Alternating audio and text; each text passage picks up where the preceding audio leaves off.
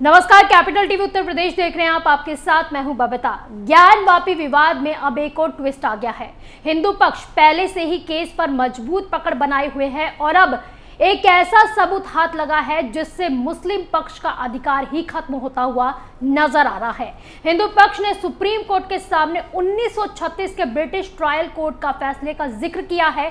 क्या है वो ब्रिटिश ट्रायल कोर्ट का फैसला, देखिए हमारी इस खास रिपोर्ट में। ज्ञानवापी मामले की सुनवाई 23 मई से वाराणसी जिला जज की अदालत में शुरू होगी।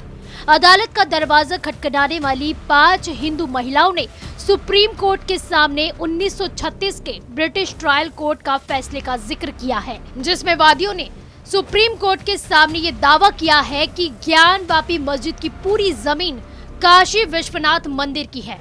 उन्होंने ब्रिटिश सरकार के ट्रायल कोर्ट के बयान का हवाला देते हुए कहा कि एक मुस्लिम व्यक्ति के 1936 के केस को इस आधार पर खारिज कर दिया गया था कि मस्जिद की जमीन वक्फ की संपत्ति नहीं है।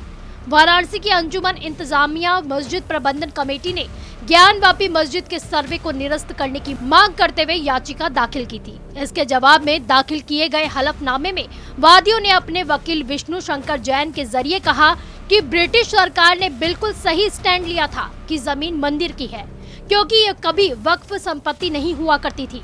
ऐसे में मुसलमान मस्जिद का दावा नहीं कर सकते। वादियों ने कहा कि इतिहासकारों ने इस बात की पुष्टि की है और औरंगजेब ने वाराणसी के काशी विश्वनाथ मंदिर को तोड़ने के लिए 9 अप्रैल 1669 को फरमान भी जारी किया था। रिकॉर्ड में ऐसा कुछ भी नहीं है जिससे ये साबित हो सके कि औरंगजेब या फिर उसके बाद के किसी भी शासक ने विवादित भूमि को वक्फ बनाने या किसी मुस्लिम या मुस्लिम संस्था को जमीन सौंपने का कोई आदेश पारित किया हो। हिंदू पक्ष ने ये तर्क रखा कि वक्फ द्वारा निर्धारित जमीन पर ही कोई मस्जिद नहीं बनाई जा सकती है और वाकिफ के पास संपत्ति का असली कानूनी अधिकार होना चाहिए। उन्होंने कहा कि किसी भी मुस्लिम शासक या फिर किसी भी मुसलमान के आदेश पर मंदिर की जमीन पर किए गए निर्माण को मस्जिद नहीं माना जा सकता है। मुस्लिम जानकार बताते हैं कि वक्फ का मतलब होता है किसी भी धार्मिक कार्य के लिए किया गया दान। ऐसे में इस्लाम को मानने वाले किसी शख्स ने अगर धार्मिक कार्यों के लिए कोई दान किया तो वो वक्फ कहलाता है। इसके तहत शैक्षणिक संस्थान, कब्रिस्तान, मस्जिद और अन्य संस्थाएं आती हैं। ज्ञानवापी को हड़पने की जो मुस्लिम पक्ष की साजिश चल रही है वो अब बेनकाब होती जा रही है। मुस्लिम पक्ष की कोई भी दलील काम नहीं आ रही।